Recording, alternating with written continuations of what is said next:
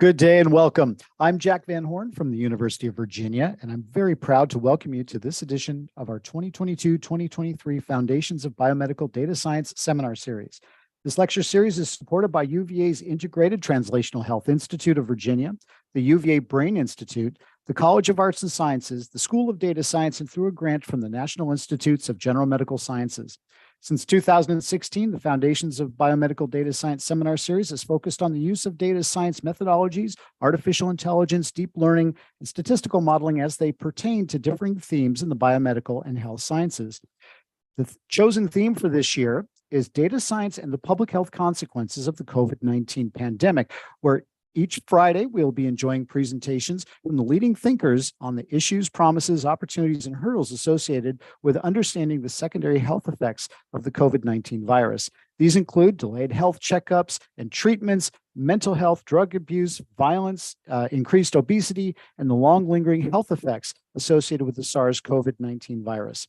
Indeed, our 2022-2023 application cycle remains open until the end of January, and we encourage junior faculty members working in areas such as infectious diseases, epidemiology, clinical medicine, population health, as well as in data science, machine learning, AI, statistics, and other relevant domains to please consider applying.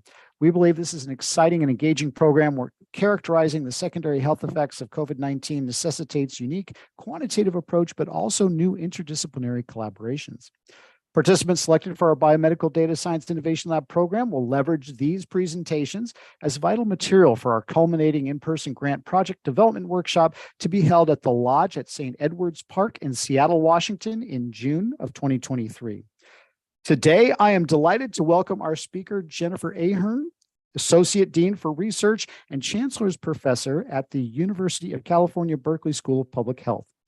Dr. Ahern is an associate dean, as I mentioned, and she earned her bachelor's degree in a Bachelor's of Arts in Human Biology from Brown University in 1997. She completed her Master's of Public Health and doctoral degree in Epidemiology at the University of California, Berkeley in 2000 and 2007, respectively. She is currently president of the Executive Committee of the Society for Epidemiological Research. She examines the effects of social and physical environment and programs and policies which alter the social and physical environment on many aspects of health, including violence, substance abuse, mental health, gestational health, etc. She has a methodological focus to her work, including the application of causal inference methods and semi-parametric estimation approaches aimed at improving the rigor of observational research and optimizing public health interventional planning. Her research is supported by a new Innovator Award from the National Institutes of Health, from the Office and Director at the NIH, and recently she was named as a Chan Zuckerberg Biohub Investigator. In continuing our 2022-2023 Biomedical Data Science Seminar Series theme, Jennifer's lecture today is entitled Leveraging Big Health Data to Answer Questions About Program and Policy Effects. Jennifer is going to present on her research leveraging big data health information to understand the impacts of different forms of violence on health and health disparities in the state of California and the effects of programs and policies which may influence violence. Her presentation will focus on examining the injuries and deaths due to legal intervention amongst young people and the examination of the effects of gun shows on firearm injuries in the post-implementation period of California's 1999 gun show legislation. As always, we are streaming this lecture live and for recording via YouTube. And if you're watching via YouTube, thank you so much for joining us. Also, our specially selected 2022-2023 Biomedical Data Science Innovation Lab participants and alumni are encouraged to submit any questions they have via the Zoom chat sessions. I will synthesize these questions and ask them on your behalf during the last 10 minutes or so of the lecture. And with that, Jennifer, welcome and thank you so much for doing this for us. We are really looking forward to your lecture. Wonderful. Thank you so much, Jack. That was a lovely introduction. I will just jump into it. You now have a great sense of what I will be talking about today. I do want to call out that I will be talking about, as Jack mentioned, various forms of violence. And so if that's a difficult topic for you, this may not be the best talk to join. And, of course, feel free to take breaks as we go along as you need. So to give some sense of what I'll cover today, talk a bit about violence as a health problem, And I'll talk about the research we've been doing within that realm with a couple of examples and wrap up with some discussion and sort of the future directions that we're thinking about for this work in my research program. It's probably obvious to all of you just from sort of day-to-day life, looking at the newspaper and so on, that violence is really a very devastating health problem in the United States. We're often most aware of this due to the most high-profile incidents that tend to make the headlines, such as police violence, mass shootings, and hate-motivated violence, all of which have been, unfortunately, increasingly common in recent years. But it's also important to remember that the largest burden of violence is actually, those events that are somewhat less high profile, less obvious, perhaps, in the form of general community violence, self-directed violence, and also domestic violence. So let's just take a little minute to put violence in the context of sort of burden of disease, burden of mortality in the US. This figure shows the leading causes of death in the United States in recent years. And as you might anticipate, we have heart disease at the top, followed closely by cancer. You can see for 2020, COVID-19 coming in there at number 3. And in terms of injury-related causes of death, really the only one making this top 10 list is the unintentional injuries, or also known as accidental injuries. But this overall burden sort of masks some important heterogeneity that makes violence a somewhat unique contributor to our burden of mortality. And so now this is the top 5 leading causes of death. You can see that on the left side, and then along the top, we have the different age ranges of the population. And while you can still see unintentional injury as playing the primary role in mortality for those at young ages, from the age of 1 all the way up through 44, you also can start to see the violence-related causes of mortality coming in the top 2, 3, and 4 positions for children as young as 1, going all the way up into mid-40s. And so we can see violence-related causes playing a major contribution to mortality that we think about as being perhaps premature or coming early in the life course when it may be very devastating for those affected and their families. So violence is an interesting area to do research in for a variety of reasons. Violence has generally been framed societally as an issue that we handle with criminal justice and law enforcement. But I think there are a lot of valuable things that health or public health approach can bring to this that I'll get to in a moment. Another important piece of this is that research on violence is very highly politicized due to the connection with guns or firearms. There's a whole bunch that could be said here, but just to highlight a few of the issues. Since 1996, when the Dickey Amendment was passed, there's been a dramatic curtailment of research on violence. It's a prohibition on the use of federal funds to advocate or promote gun control, which of course doesn't directly say research, but it had been interpreted essentially as, intended to curtail work on violence and specifically gun-related violence overall, and was interpreted as such by many of the funding agencies. In addition, there's the T-Hart Amendment that since 2003 has limited data on firearms trace, and that's has some implications for research. It actually creates more law enforcement challenges than research challenges.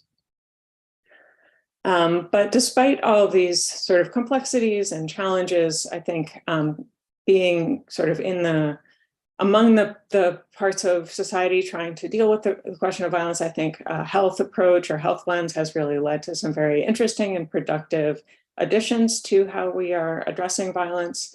Some examples are prevention approaches that address the contagion aspect of violence, such as community-based violence interruption or hospital-based interruption, a variety of policy approaches to restrict means and de-escalate situations such as waiting periods, a lot of really interesting work around modifying the environment, such as reclaiming vacant lots, creating positive spaces in communities to try to reduce violence. And then, of course, in public health, we think a lot about looking upstream to the more fundamental causes that may be driving violent interactions. And these tend to be very sort of fundamental things such as economic opportunities, education, and so on.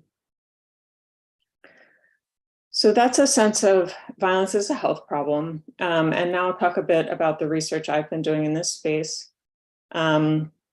So the vision I had for this, this started back around 2013, was that if I could develop a sort of robust data infrastructure that would allow me to capture and measure events of violence in the society, that having that sort of base of robust data would allow research to be built upon that could help us identify the things that are driving violence and perhaps identify effective interventions. When this started, I was focused on California with with a NIH Director's New Innovator Award funding. And then fortunately, recently, we received funding from the Chan Zuckerberg Biohub Investigator program that will allow us to continue this work. As part of that, we are expanding both to some more national geographic scope, as well as digging into some new kinds of data sources that can be leveraged.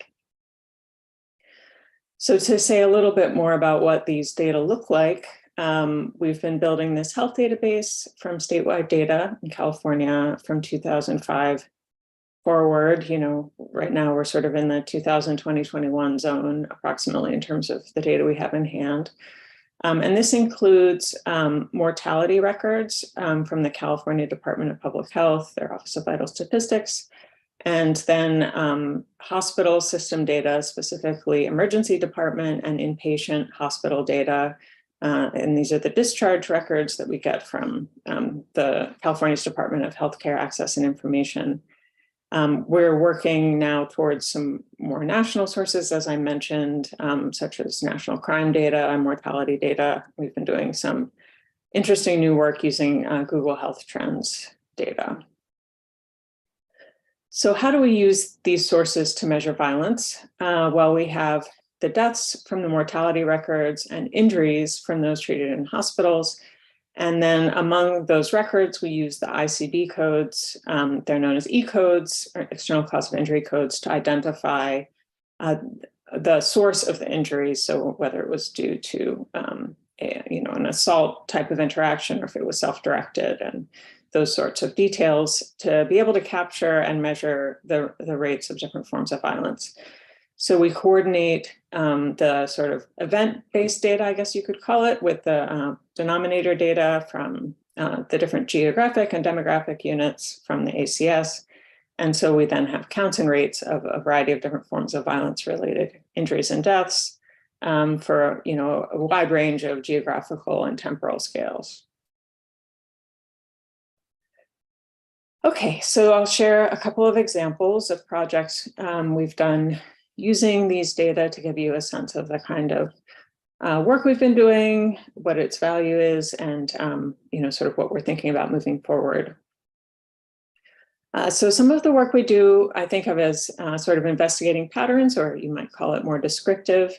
It's very, really allows to sort of monitor the burden of violence-related injuries and deaths in the population over time by demographics.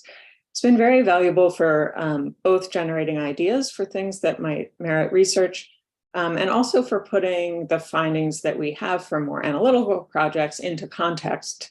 And so I find this to be actually quite an interesting piece of what we do. We've looked at temporal, demographic, and other patterns in community violence, suicide and self-harm, as well as police use of force related injuries and deaths. And I thought I'd share a bit more detail on one example project looking at injuries due to police use of force among children and adolescents in California.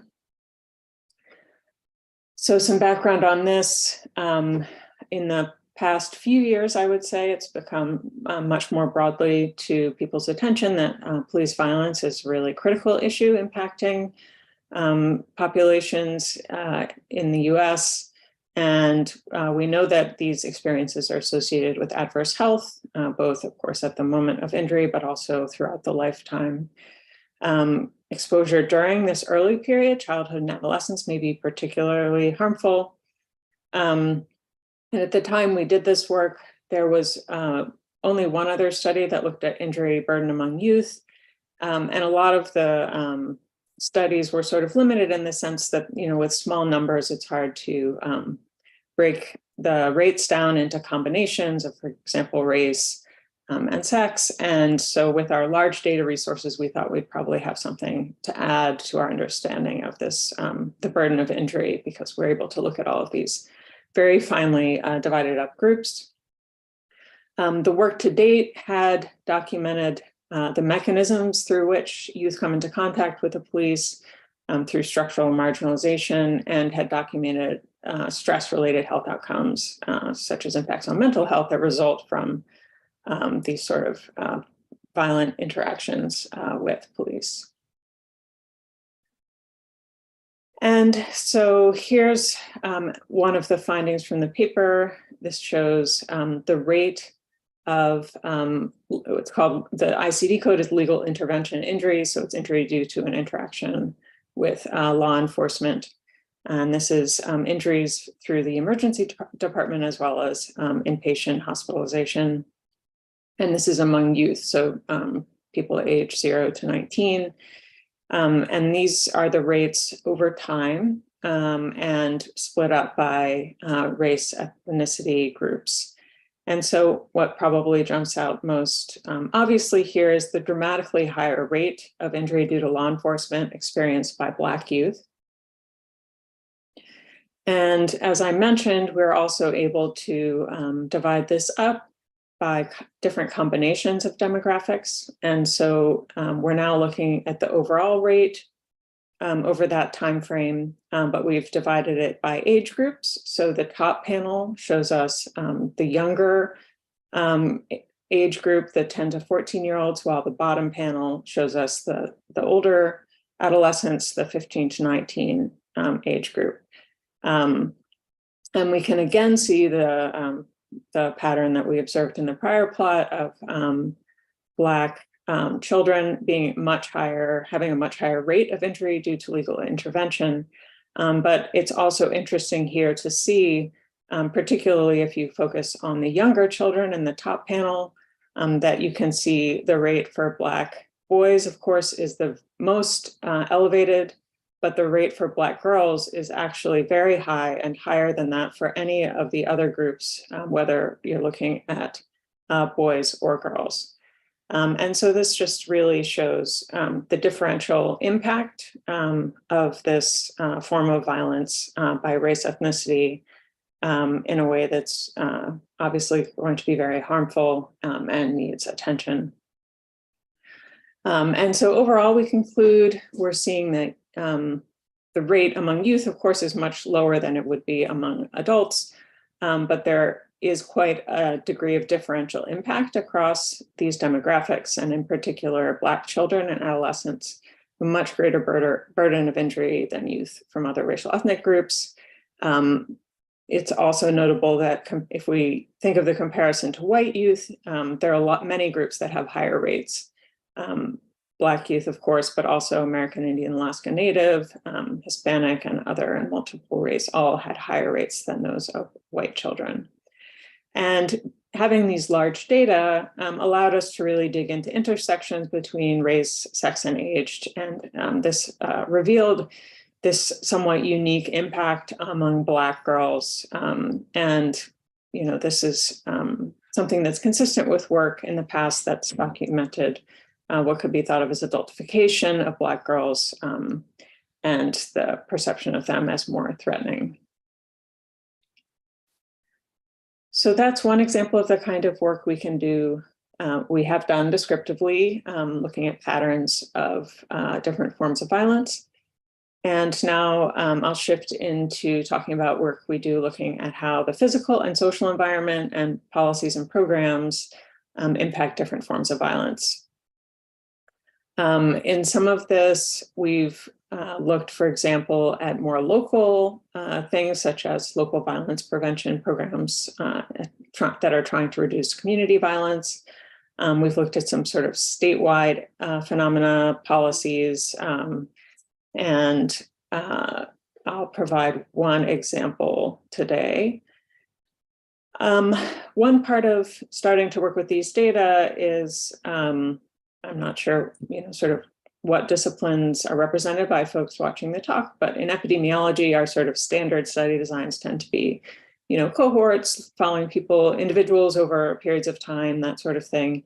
And these are very different sorts of data. And so working out what would be the most effective ways to work with them and still have a strong interpretation of results for analytic studies has been part of our kind of journey. And, we've come up with used a whole bunch of different methods depending on exactly what we're doing, but some examples are here. And so that's been another interesting piece of this. So the example study I thought I'd share today is, you could think of it as sort of a intersection between looking at a change to the physical environment and looking at a policy effect.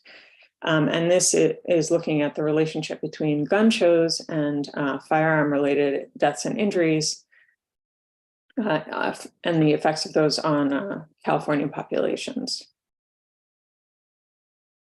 So for some background, gun shows, for those who may not be familiar with them, they're events that set up sort of temporarily usually over a weekend, and offer a temporary source of new and used firearms, ammunition, and related equipment. These tend to be setting up in convention centers or fairgrounds. There are over 4,000 annually in the US. They're a relatively small portion of annual firearm sales, estimated between 4 to 9%, but they tend to be, or they can be, depending on where they are exactly, places where there's somewhat less oversight, and guns purchased or acquired here are disproportionately implicated in crimes. And when we did this work, there'd been very limited research on gun shows and firearm injuries.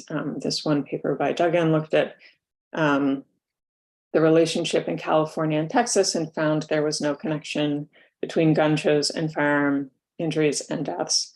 But then in sort of probably their worst nightmare scenario, they get a variety of commentaries on the problems with this study. And so among the problems were that they had incomplete assessment of gun show events, that they were underpowered, and quite importantly, that they had ignored the 10-day waiting period in California.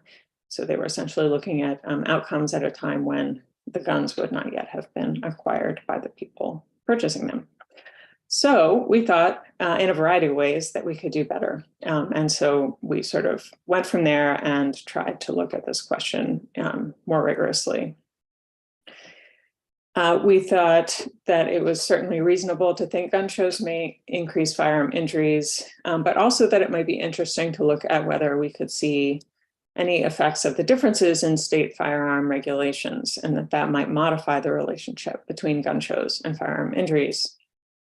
There's quite a lot of work showing how there are flows of firearms from less restrictive to more restrictive states, and that of course, limits the effectiveness of in-state regulations if people just travel out of state. And so we thought we might be able to see some effect of this in the setting of the gun show. So our objective was to look at whether gun shows were related to short-term increases in firearm deaths and injuries in the nearby regions, and to look at whether this differed by the state in which the gun show was taking place. And so we sort of leveraged the natural variation in the timing and location of gun shows that were taking place both in California and then in our neighboring state, Nevada. You can see we share quite a lot of our border with Nevada. We used a difference in differences approach to look at this question. So I'll walk through the pieces of these differences. The first was looking at the rates of firearm deaths and injuries in the 2 weeks before each gun show and comparing that to the 2 weeks after each gun show and accounting for the 10-day waiting period in the case of the California shows. So that's for California shows within a traveling distance around the show. I'll talk a bit more about how we define the distance. And then we made this comparison the entire time looking at California populations, but looking at California populations exposed to gun shows in California versus California populations exposed to gun shows taking place in Nevada. And so in Nevada, there's really two primary locations, Reno up near where the figure is here, and then also Las Vegas, where there are a substantial amount of shows very close to the border with California. The decision of the 2-week window before and after was really motivated by wanting to have a really sort of tight time around the show to avoid there being other things that might be changing during that time frame, but we also checked the sensitivity of the results to bigger and smaller time windows around the show. So the way we're thinking about this design is that each region is serving as its own control because we're comparing rates immediately before and after the show, where very little else will have changed within that very short time frame if we keep the geography the same. So that was our general design, and then we needed a source of data for the gun shows themselves, the locations and dates. And so we first thought we would approach this using a sort of, fancy high-tech approach. And we went to the internet and thought we could use sort of web scraping approaches to identify past shows. We used the Wayback Machine to restore old versions of websites that had posted dates and locations of gun shows. And this seemed to be working reasonably well, except that when we went to try to compare what we were able to get from the internet to sort of more old school approaches of just looking through gun show magazines, which is where all of the dates and locations are posted, we found that our assessment was incomplete, and in particular that as we were going further back in time, we were losing more and more of the gun show events relying on the internet. So we decided we need to rearrange our approach and go a little lower tech to start with. And so in doing this, we started with the physical gun show magazines as the primary source. And we had access to these because my colleague Ahern Wintemute at Davis had for many years been subscribing to these magazines and had been storing them in a place that he calls the shed, which sits behind his office at UC Davis. In the picture is Krista and Garen. Krista worked with me at the time, and she also lived out there near Davis. So she went and picked up this giant bins of magazines and brought them to us at Berkeley to start working with them. Before they could venture into the shed, there was an issue of black widow spiders that had to be dealt with, but no one was, well, I suppose some spiders were probably harmed, but no people were harmed in the recovering of the journals from the shed. That's Ellie, who's the first author on this work, working in the copy room with all of these magazines scanning. Then she had to convert it all over to being readable characters. Did a whole bunch of work to clean up the addresses. And after all of that work, we had somewhat over 900 gun shows over our time frame in both California and Nevada. So we have our gun shows, we have our outcome rates before and after them, and then we needed to define our geographic range around each show. And so what we decided to do was create a unique region that we determined to be exposed to the show based on the sort of zip codes around each show. And we decided that for the California shows, people would probably be willing to travel about an hour to get to a show, but probably not a lot more. And this is because based on the geographic and temporal distribution of shows, if you're willing to drive about an hour, there will be a show you can get to within a couple of weeks at any given time. And so it seemed unlikely that people would go a whole lot further if there'd be, in most instances, if there would be another show, a week later or so. We thought that for the shows in Nevada, there might be a willingness to go somewhat further. The shows in Nevada have quite a lot of differences in terms of what you're able to acquire there and the types of regulations that are or are not present. And so we thought about 2 hours was reasonable for how long people might travel to get to a show in Nevada. And so, as I previously noted, we're looking at the rates in these geographic zones within these driving distances 2 weeks before and after each show. And for California, that 2-week window starts after the 10-day waiting period concludes. We used a pretty straightforward regression modeling approach with random effects on the shows, month indicators, and a population offset. And estimated rate ratios associated with the gun shows in California, shows in Nevada. Those are both the sort of first difference. And then we compared the two to each other for the difference in differences, comparing the Nevada shows to the California shows. Our main question was just about overall firearm injury, but we also stratified by different types of firearm injury to see if there were any revealing patterns there.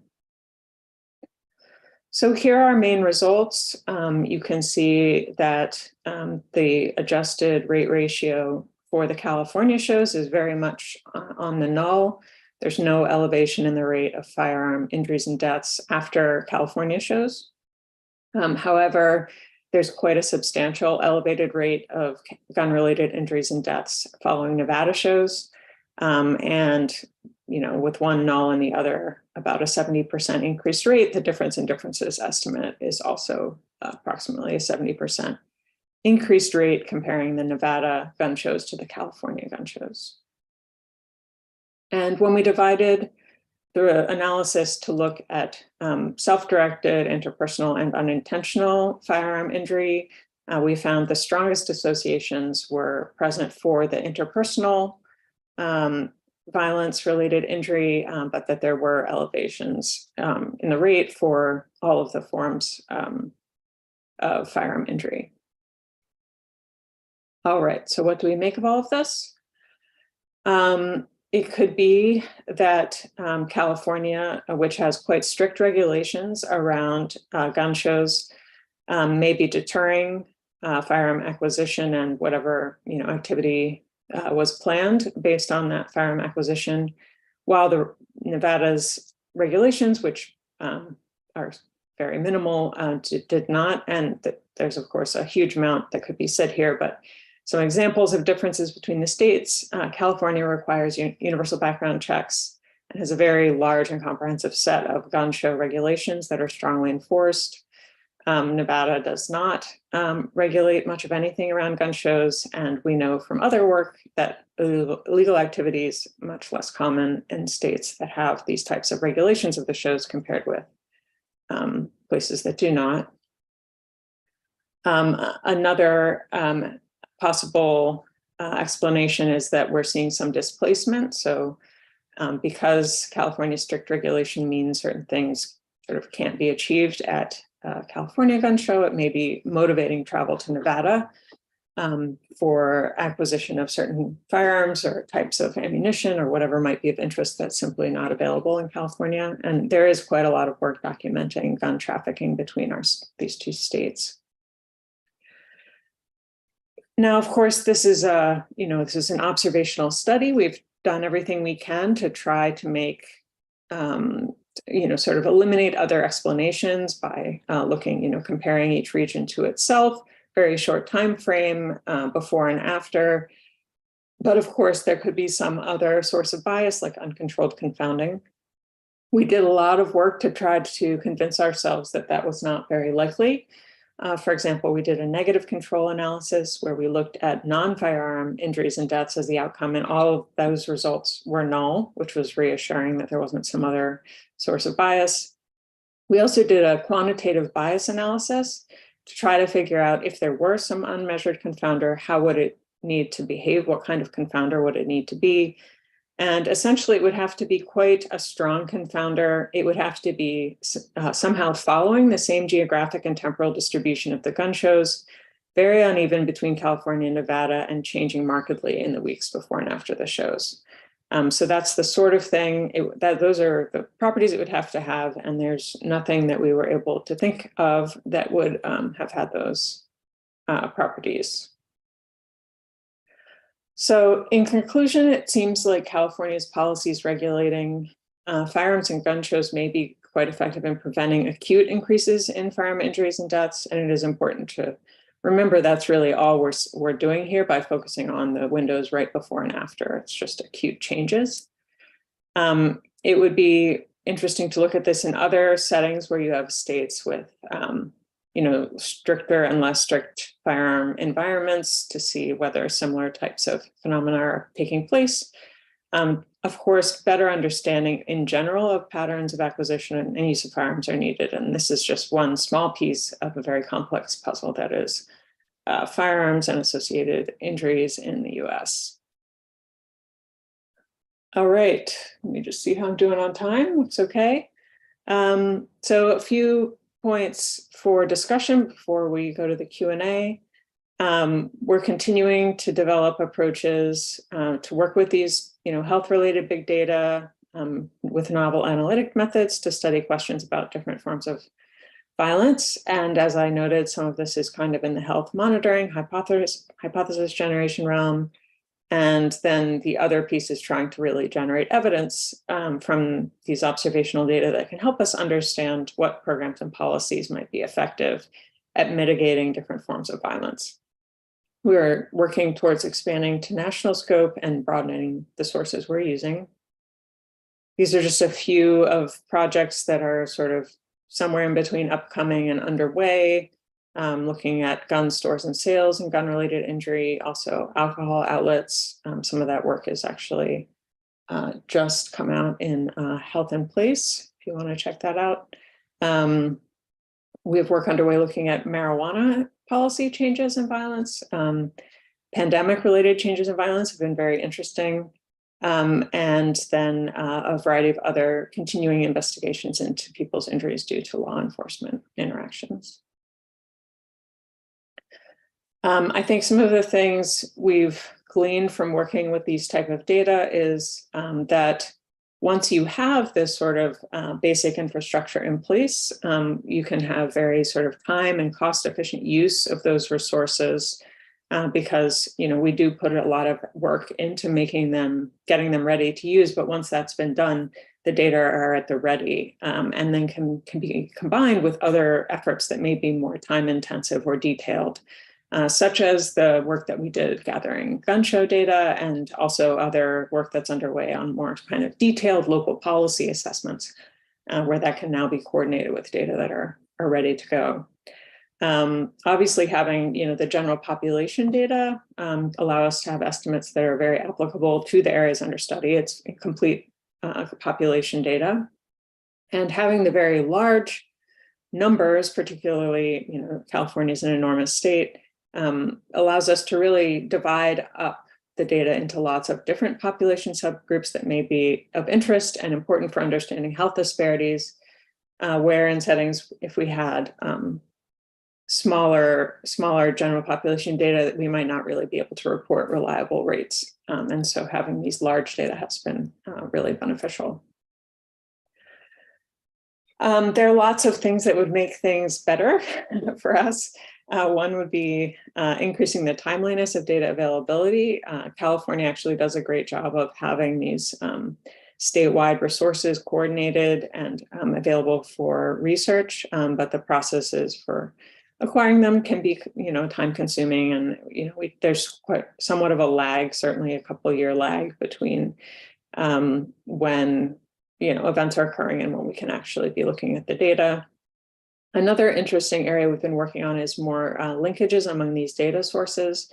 And I think this is going to be a really fruitful, exciting place for a lot of new work. We've been working on some of these, for example, linkages between birth files with hospital records, and also amongst hospital records to understand, events that preceded later violence-related injuries. So I'm really excited about this area. We've been investing a lot in this linkage space. So that's what I had to say to all of you today. This is, I'm sort of the representative of a huge collaborating group that's worked on this. None of this would have happened if it weren't for all of the folks acknowledged here. Collaborators at Berkeley, also many other places, Stanford, UCSF, NYU, Columbia, Davis, and of course, all of our funders have been critical to making this possible. So that's what I've got, and happy to take any questions. Jennifer, thank you so much for sharing all this with us. This is a lot of work that you guys have done. I thank you for sharing it with us. I'm kind of curious if you have you mentioned kind of looking at the kind of interaction, if you will, between guns and alcohol and other, say, drugs. I'm curious, because you have Nevada in your equation. Of course, Nevada is famous for many things, one of which is the gambling industry. And I noticed that two of your major locations that you were looking for gun shows were both in Reno and Las Vegas, which are kind of destination, locations for people they may not necessarily reside in Nevada, but they may go to Nevada to go to Reno for the entertainment gambling industry, going to shows and, Cirque du Soleil or whatever it is. At the same time as there may be gun shows. I'm curious if you have looked at any of those other factors that sort of differentiate Nevada from California. Yeah, that's a really great question. I don't think we have. Essentially, there's complete co-occurrence, if you know what I mean. Like those two areas just are characterized by a pretty substantial gambling industry. I guess arguably, certainly Las Vegas maybe more than Reno, but both have that as a big focus. So we haven't, but that's a really interesting question. I have to give some thought to how we might be able to dig into that more. But yes, there are so many differences between the two states. Well, there's differences. Yeah, this is just one of many, but right. I was just kind of curious about that. And I'm also curious about the role of things like the various state and national, say, Bureau of Alcohol, Tobacco, and Firearms or something as a potential source of data or other information that might be helpful for you as you're pursuing some of these activities.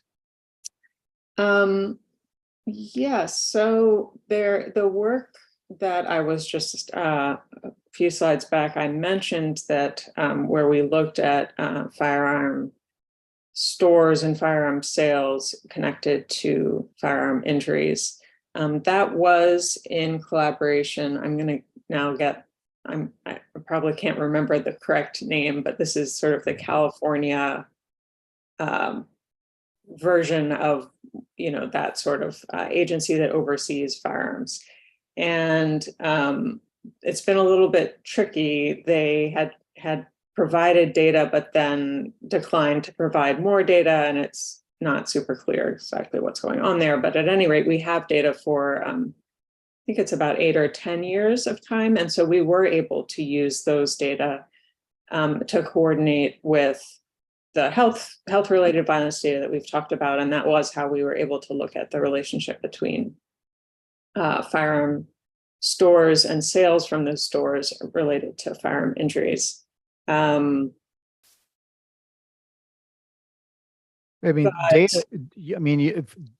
is the grist for this mill. And one of our listeners was asking about how you also apply Google data for some of your work, and if you could say a little bit more about how you do that. Oh, yeah. Yeah, I'd love to say a little more about that. So we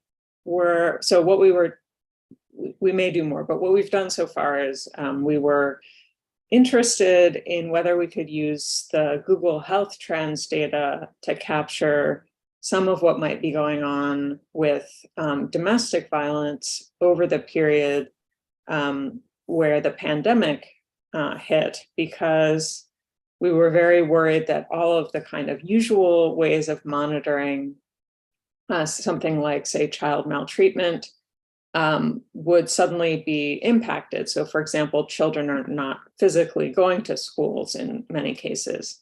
And so they're not, there's no teacher to see, if they seem to be having experienced an injury or whatever the situation might be.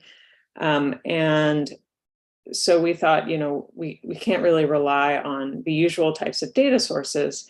And so we wondered whether we could use Google search data. So essentially it's you come up with a sort of set of search terms that you're going to use to try to see the volume of search on a certain topic, and to use that to monitor, it's obviously not directly capturing the phenomenon, but whether it could be a way to capture some aspect of the phenomenon. There's a paper that we had come out, I think in maybe just the last year, led by Kristen Newman. I think it was in American Journal of Epidemiology, that did a really nice job outlining our strategy to go through the search term refinement process, which, it was one of those things that when we started it, we sort of thought, oh, no problem, we'll just, get in there and grab the search data and go on our merry way. And it turned out just the process of figuring out how to come up with the search terms and all of that was kind of one of the most challenging pieces of working through the process. I would say, in addition, probably the biggest asterisks I would put around working with the Google Health Trends API data is that what you receive out of the sort of the outcome or the search information that you get is a scaled relative search volume. And so the fact that it's relative search volume really complicates things when you're trying to look at the effects of something like the pandemic, where we could imagine that the occurrence of the pandemic may have just directly impacted people's online behavior in a very sort of substantial way, at least possibly. And so that always sort of lurked as a challenge, was because we knew that we were relying on this relative search volume metric where there could have been a big change in overall search behavior. So anyway, that's maybe more than you wanted to know, but Kristen Newman's paper is really fantastic in outlining the details of how we went through that process, and in a way that would make it accessible for someone else to sort of go in there and try to measure their own phenomenon. Jennifer, are you getting any sense of what motivates people to want to go to gun shows? You're basically, they're going to the gun shows, you're collecting the data on that they've come. Are you getting any sense of like why? And has that changed pre-pandemic to post-pandemic? Oh, that's a great question.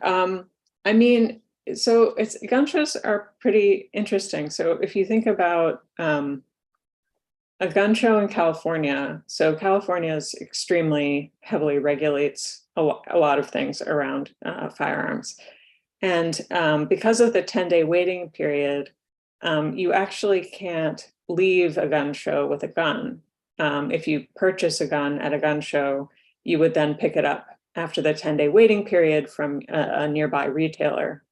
And so, it's an opportunity for people who are interested in guns to obviously, physically interact with the guns, and they can purchase ammunition. You can leave a California gun show with ammunition. But, for people where they see guns as an important part of their activities and lifestyle and recreation. It's a chance to go, check out the latest items, and, much like, I don't know, people might do for another topic of, the Fishing. right, fishing or enthusiasm. And, there you might have an image of what they're like, but it's sort of like a family affair. There's families, there's kids, there's food, there's entertainment. It's sort of like a gathering event. And because in California, there's so much regulation around it,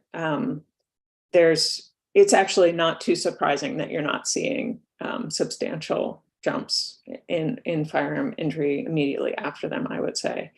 On the other hand, the contrast is so interesting, though, isn't it? I mean, you describe like a family-friendly atmosphere, and yet the one of the results is the violence that you're measuring or making measurements of. And right.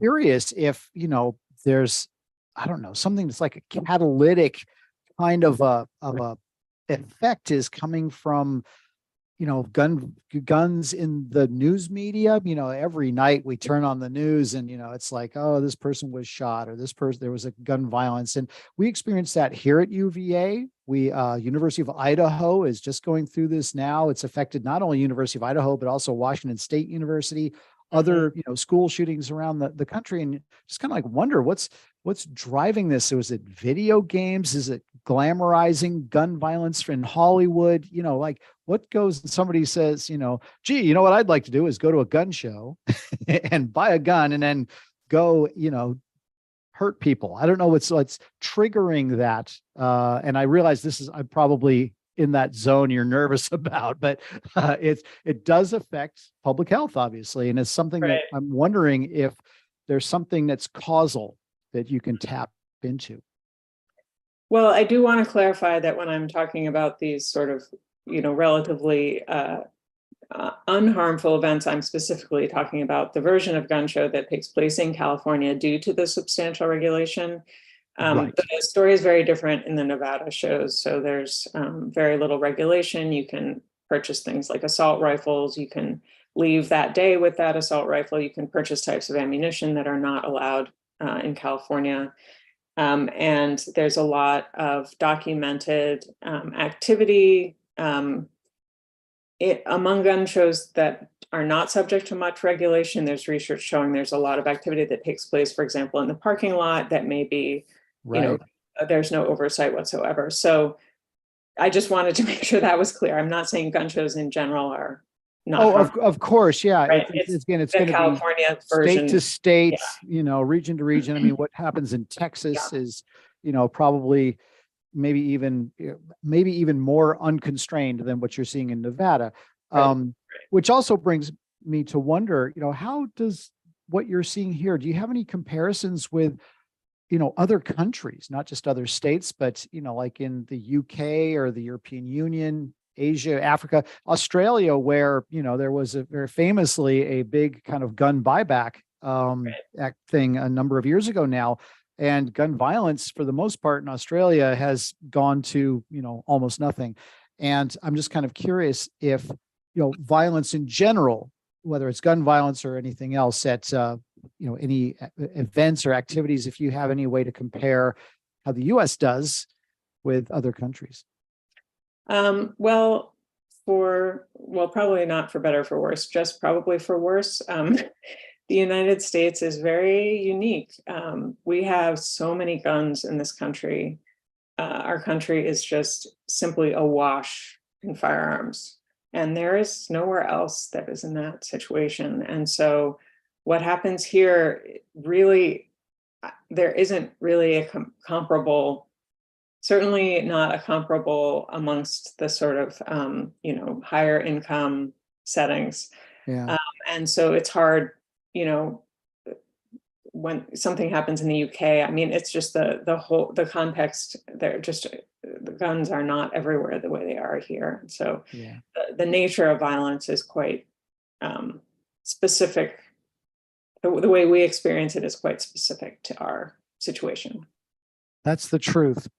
What lessons did you learn from a quantitative modeling point of view that might be of interest to people who are interested in kind of working with similar data, or things that you would like to see done differently, or where can data science help play a role here?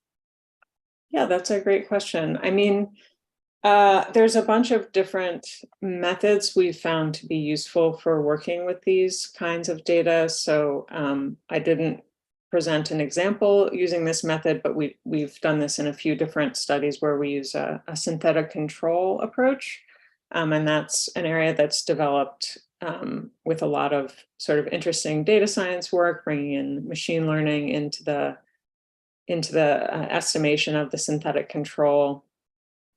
We did work looking at the relationship between the Mental Health Services Act in California, which is a sort of enormous investment in public mental health services that was made based on a tax initiated in around 2006.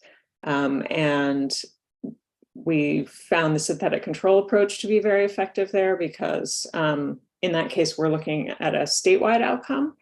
And so then if you try to think about, well, what other state in the country is the best sort of counterfactual comparison for California, it's maybe not obvious that any one state can really serve that role very well. But the synthetic control approach says, you don't have to pick just one. Well, it analytically comes up with the best weighted average of possible control units that best matches the sort of the pre-treatment or pre-intervention trend in your intervention unit. So that has been really interesting to learn about and very productive for addressing these questions when you have the just big aggregated rate type data, which is often what we're dealing with. And another interesting approach we've been working on, some of this was used in the work looking at gun stores and gun sales, is to basically convert what we have into case control data. I don't know how familiar the audience is with that. It's an epidemiologic design where you have a set of cases, meaning individuals who had the outcome of interest, but then you have a sample of people that are controls, and essentially the controls are a sample from the underlying cohort that gave rise to the cases. And we've done some really interesting things combining our population-based case data with control data from the ACS. So essentially treating the ACS as if it were a population, I mean, it is a population study, but then sampling individuals from the ACS to serve as controls. And that's worked quite effectively at kind of restoring an individual level data structure. It's a little limited in terms of the covariates you have, but I guess those are two things I would highlight that have been really interesting from doing this work. I think one of the impressive things about your presentation is, and one of our viewers commented on this as well, your old school paper media, looking at gun magazines to basically accumulate your data. And do you have any other general suggestions for how people might deal with situations like that, where, possibly the data is incomplete or it's biased, but it's in magazines or other, not digital media, and you have to kind of go and find it? What other creative ways and creative locations like libraries or crowdsourced data collection, what other kinds of things would you think of? Well, I mean, certainly any, print may be the solution. I mean, for a lot of these things, there's no easy workaround. I mean, that's sort of, we started this thinking we could be clever and do this more efficiently, but in the end, there was no substitute for what epidemiologists call shoe leather work, which is just slogging through the Sometimes that's the way to do it, right? And getting the information. I mean, for the policy assessment work that my colleague is doing, and she's going to coordinate, it's around changes to marijuana policy. Yep. Which in California have been very, I mean, she's the expert on it. So my statements are going to be very sort of general on it, but the gist is, obviously we've had this shifting marijuana policy environment, and then there's a lot of discretion for local towns and cities to make their own decisions about what they're going to allow and not allow. And so you have both the legalization, but then immediately all this heterogeneity and like exactly what's allowed where. And that's, of course, then also shifting with time. And so she's been doing what might be called legal epidemiology, where she's characterizing localities based on going through documentation of their laws. And to my knowledge, there's not a super quick, easy way to do that. It requires, reading the laws and deciding how to classify. So I think that's so interesting too, because, while we're on the one hand, we're just awestruck by the amount of data that we have digitally that, in biohealth and epidemiology and the various other forms of biosciences that, we just sort of have gotten used to just being able to download terabytes of data. But on the other hand, there's so much data in a sense that's frozen in print media, and somebody just kind of has to go in and mine it, right? But you have to like literally go to that giant building that's on your campus that has books, and there's people there who will help you to find stuff. It's really kind of interesting to be able to think about all the untapped potential of the university library, I guess. No, it's absolutely true.